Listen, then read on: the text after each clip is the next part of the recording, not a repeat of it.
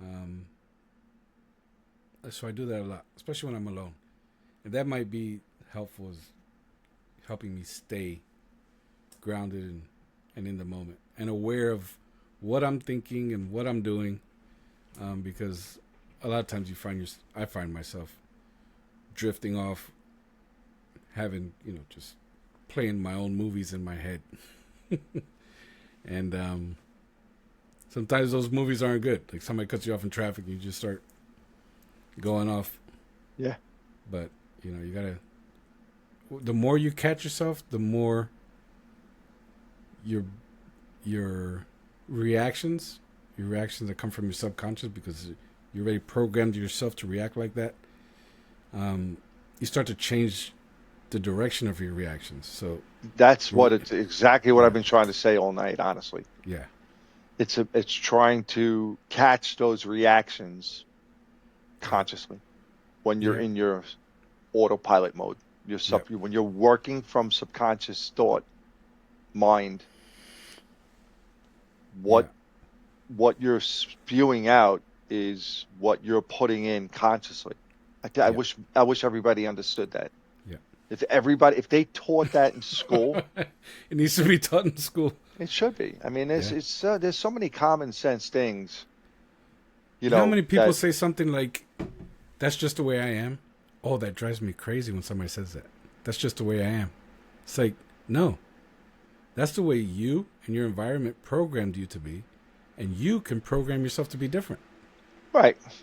Yep. It's like, But I mean, it's still at the same token, you can, let me play devil's advocate. When they okay, say that, you know, such a true statement because it is who they are because it's spewing out what's subconsciously coming out of their yeah, head. yeah, So, with something like that, yeah, you want to try and bring it to their attention that hey, you can change this. And it doesn't matter what it is. You know, what we're talking about God and how we can bring God in more. yeah, So you have to make a conscious decision, right? yeah, To bring him in spiritually into your life, to change yep, who you are. And not necessarily change who you are, but to change your relationship with him if you make that choice. yeah, If I make a choice right here and right now and say, look, I want to try, I want to learn, I want to understand, I want to see if there's a feeling if I try to act more spiritual or more and try to be a better person. I want right, to challenge myself for that. The only way that's possible is if you consciously make a decision to do it, A, you have to make a choice. And then right, B, you have to then implement a plan to do that, like anything in life. You don't just become a lawyer, a doctor, an electrician, a plumber, or whatever. You yeah, have to you have to study. You have to educate yourself. So yeah, spirituality is no different. You don't just everybody's not just spiritual. You could be a good person. Doesn't make you doesn't make you closer to God.